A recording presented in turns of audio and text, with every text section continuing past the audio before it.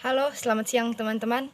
Perkenalkan, nama lengkap saya Yohana Tiu. Saya mahasiswi Undana dari Fakultas Ilmu Sosial dan Ilmu Politik, jurusan Sosiologi, semester 3 kelas A dengan NIM 1903030014. Dalam video singkat kali ini, saya akan membahas hasil review saya dari satu buku yang berjudul Buku Pegangan Teori Sosial Eropa Kontemporer. Baik, yang pertama di sini kita akan membahas tentang tradisi disipliner sejarah Barat modern. Yaitu sejarah Barat modern itu ada 3 tahap penting. Yang pertama, Revolusi Prancis pada abad ke-18, kemudian Perang Prancis dan Prusia pada abad ke-19, dan Perang Dunia Kedua abad ke-20. Kemudian kehidupan teori sosial. Kehidupan teori sosial itu pada tahun 1789 sampai 1871 itu merupakan zaman revolusi. Kemudian pada tahun 1872 sampai 1999 itu merupakan bangkitnya sosial. Kemudian pada tahun 1920 sampai 1945 itu merupakan akhir sejarah. Di sini juga saya akan menyebutkan beberapa tokoh-tokoh penting dalam zaman revolusi, yaitu dalam revolusi Prancis. Yang pertama, Jean-Baptiste Jules Bernadotte, kemudian Jean-Paul Marat, kemudian Louis ke-16 dari Prancis, Louis ke-17 dari Prancis, Maria Antoniette, Napoleon Bonaparte, dan Voltaire. Itu merupakan tokoh-tokoh penting dari zaman revolusi pada revolusi Prancis. Kemudian di sini kita lihat pada zaman revolusi. Meskipun teori sosial modern dipahami dalam pengertian individualitas yang diungkapkan oleh Cogito Cartesian dalam gagasan masyarakat sipil, dirumuskan sebagai masalah ketertiban Hobbesian dan dalam cita-cita akal dan kebebasan yang diartikulasikan dalam definisi pencerahan Kant, ditandai dengan peristiwa politik yang memiliki kepentingan sejarah dunia. Revolusi kepentingan dunia, revolusi Prancis pada tahun 1789.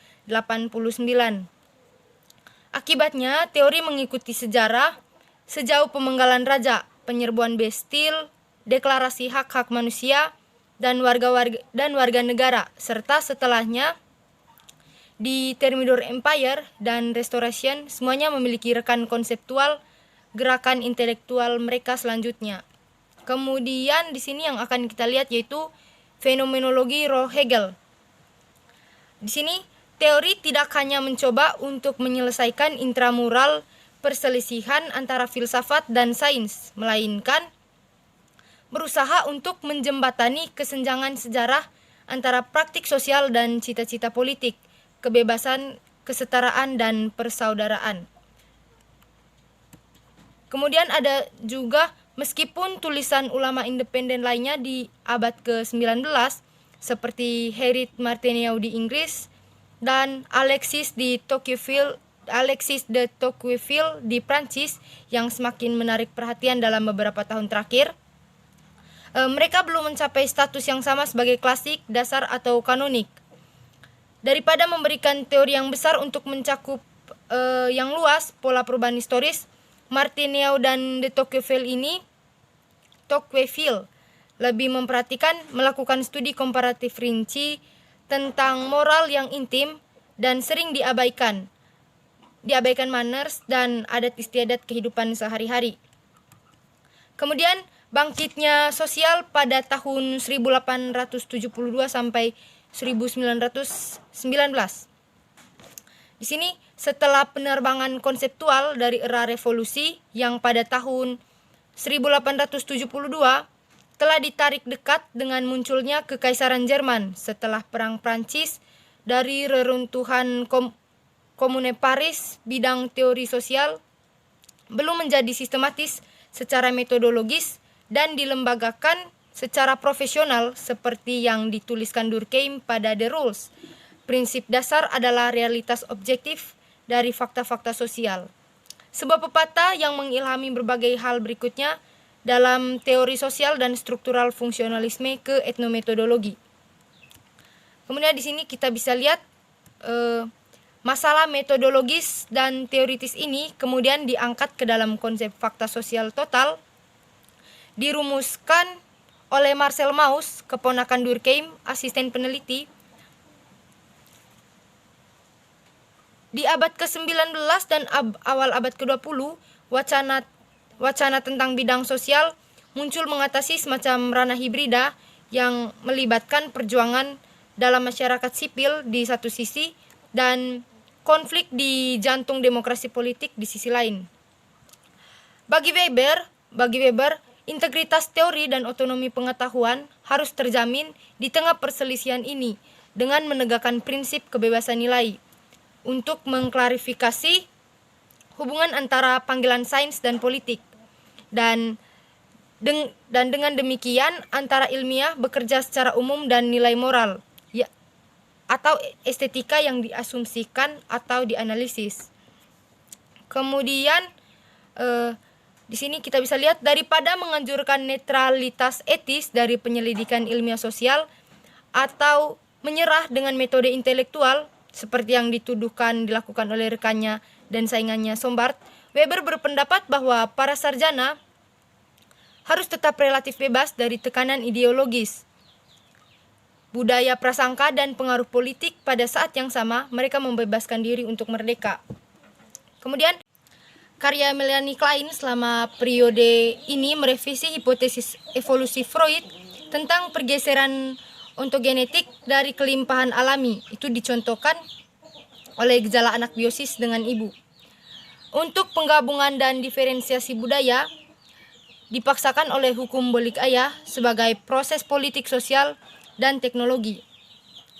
Fokus Klein pada pengalaman anak pradipal tentang realitas fantasi, potensi kreatif dan transformatif dari imajinasi dan pentingnya alat dan mainan serta bahasa dan simbol di analisis peradaban, keadaan modernitas paranoid skizoid dan manik depresif. Koreksinya untuk Freudian androcentrisme dalam mempertimbangkan kembali mediasi objek relasi dalam dinamika pembentukan subjek telah memberikan sumber kunci bagi sosial feminis yang diilhami secara teori psikoanalisis dalam beberapa tahun terakhir. Kebangkitan minat baru-baru ini pada karya pemikir aktif selama bertahun-tahun antar perang telah diprovokasi oleh definisi ulang dan penemuan kembali periode yang relatif terabaikan teori sosial. Minat yang diperbarui pada karya awal Skutz dan Marcus dan generasi pertama, Sekolah Frankfurt misalnya, telah didukung oleh gelombang konferensi akademik, komentar kritis dalam jurnal ilmiah dan antolog dan ketersediaan terjemahan baru edisi pekerjaan mereka. Tulisan para ahli teori lain seperti Bakhtin di Rusia atau Mauss, Bataille dan anggota Collège de Sociologie di Prancis juga dihidupkan kembali dan diterbitkan ulang baik karena orisinalitasnya yang luar biasa maupun karena sifat pengaruhnya pada pemikir kemudian.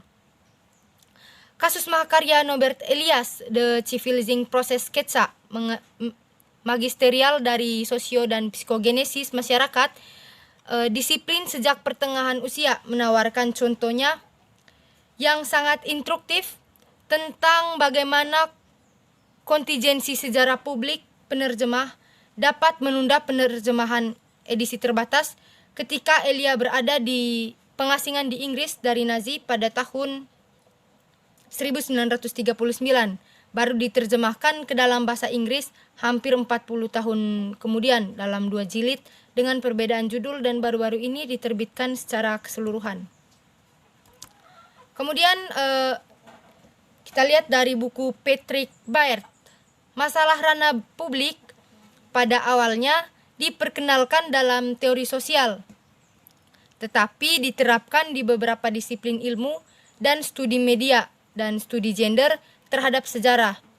Contoh lain adalah perdebatan seputar struktur dan agensi, yang sekali lagi pada awalnya merupakan perselisihan teoritis, yang buahnya kemudian dimasukkan ke dalamnya. Sejumlah ilmu sosial, mulai dari ilmu politik hingga lingkungan sosial. Namun terkadang perkembangan teori sosial memang demikian dipicu oleh penelitian empiris. Meskipun teori sosial tetap menjadi clearinghouse intelektual, media tempat ide-ide baru ini menyebar. Misalnya giliran posthumanist studi sains mengarah pada refleksi teoritis tentang sifat sosial, hukum dan hazard yang pada gilirannya mengilhami penelitian baru dalam antropologi sosial. Demikian pula bidang studi gender telah memulai refleksi teoritis baru tentang gender, ketidaksetaraan, dan pembentukan identitas. Beberapa di antaranya lebih mempengaruhi beragam disiplin ilmu dan geografi.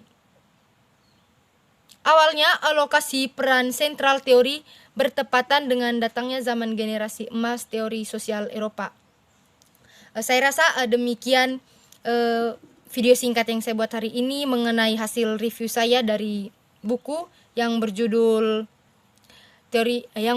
Buku Pegangan Teori Sosial Eropa Kontemporer. Mohon maaf apabila teman-teman sekalian belum merasa puas dengan video penjelasan dari saya.